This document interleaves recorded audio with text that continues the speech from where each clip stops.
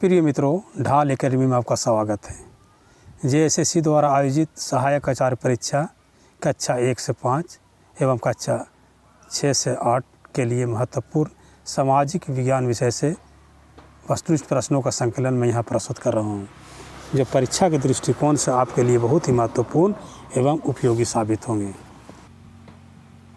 तो सीधे हम लोग प्रश्न की ओर चलते हैं। प्रश्न संख्या 1, सांची स्तूप का अवशेष किस स्थान से मिले हैं?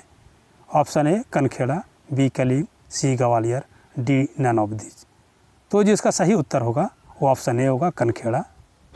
प्रिय मित्रों, भोपाल राज्य के प्राचीन अवशेषों में सांची कनखेड़ा से सांची स्तूप के साक्ष्य मिले हैं।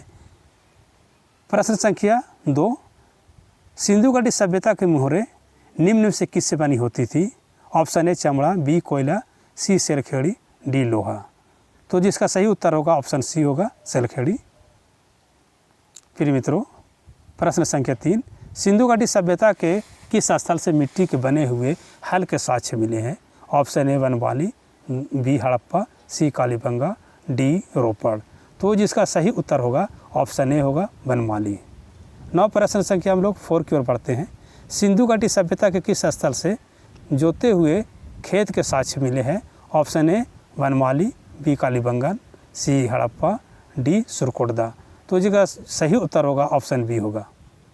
प्रिय मित्रों, कालीबंगा से जुते हुए खेत के साक्ष्य मिले हैं। कालीबंगा आधुनिक राजस्थान राज्य में स्थित एक शहर था। 9 प्रश्न संख्या हम लोग 5 की ओर बढ़ते हैं। सिंधु घाटी सभ्यता के किस स्थल से नहरों का अवशेष प्राप्त हुए हैं? Option A Shortughai, B Lothal, C Vanmali, D Rangpur. तो जिसका सही उत्तर होगा ऑप्शन ए होगा सारतूघई। प्रिय मित्रों, सारतूघई जो अफगानिस्तान में स्थित एक स्थल है, वहाँ से नहरों का अवशेष प्राप्त हुए थे। 9 प्रश्न संख्या 6 की ओर हम लोग बढ़ते हैं। सिंधु घाटी सभ्यता के किस स्थल को सर्वप्रथम खोजा गया था? Option A Mohenjodaro, B Harappa, C Kalibanga, D Lothal. तो इसका सही उत्तर होगा ऑप्शन बी होगा हड़प्पा। सिंधु घाटी सभ्यता हड़प्पा शहर की खोज की गई थी सर्वप्रथम। हड़प्पा शहर का सर्वप्रथम खोज के कारण इस सभ्यता को हड़प्पा सभ्यता भी कहा जाता है। 9 प्रश्न के साथ, सिंधु घाटी सभ्यता में सड़कें तथा गलियाँ किस पद्धति में बनाया गया था? Option A grid, B pyramid, C कार्टो और डी नन ऑफ दीज।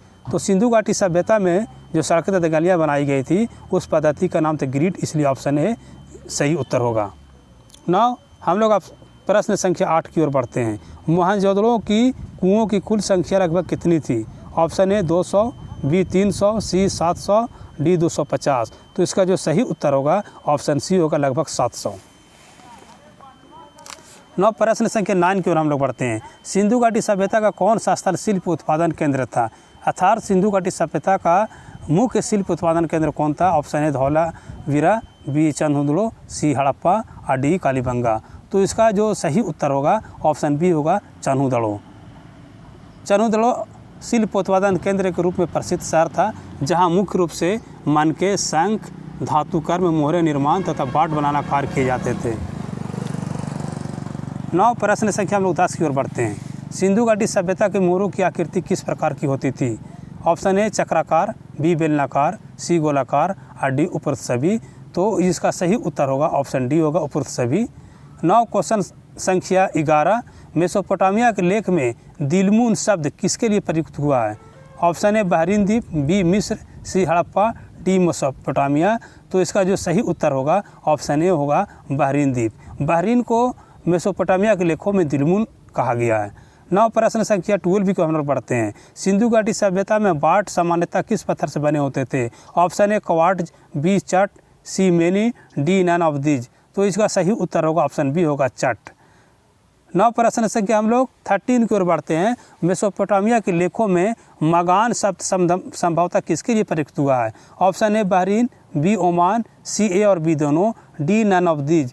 तो जो इसका सही उत्तर होगा ऑप्शन बी होगा ओमान। मेसोपोटामिया के लेखों में मगान ओमान को कहा गया था। 9 प्रश्न संख्या 14 की ओर हम लोग बढ़ते हैं। सिंधु घाटी सभ्यता का सबसे प्रसिद्ध पुरास्थल कौन था? Option A Harappa, B Mohenjodaro, C Rakhigarhi, D Lothal. तो जो सिंधु घाटी सभ्यता के जो प्रमुख स्थल था, प्रसिद्ध पुरास्थल था, वो था मोहनजोदड़ो, इसलिए इसका सही उत्तर ऑप्शन बी होगा। 9 प्रश्न संख्या हम लोग 15 की ओर बढ़ते हैं। सिंधु घाटी सभ्यता में सबसे पहले खोजा गया स्थल निम्न में से कौन था? Option A Mohenjodaro, B Harappa, C Lothal, D Rangpur. तो इसका सही उत्तर होगा ऑप्शन बी हड़प्पा। ना हम लोग प्रश्न संख्या 16 की ओर बढ़ते हैं। सिंधु घाटी सभ्यता में वृहत स्नानागार के साक्ष्य निम्न में से किस स्थल से प्राप्त हुए हैं? Option A Mohenjodaro, B Harappa, C Lothal, D Banawali. तो इसका सही उत्तर होगा ऑप्शन ए मोहनजोदड़ो। 9 प्रश्न संख्या 17 की ओर हम लोग बढ़ते हैं। सिंधु घाटी सभ्यता का पोत स्थल निम्न में से 9 प्रश्न संख्या 17 की ओर हम लोग बढ़ते हैं। सिंधु घाटी सभ्यता का पोतपुरा स्थल लोथल किस नदी किनारे स्थित था? Option A Ravi, B Sutlej, C Bhogava, D Sindhu.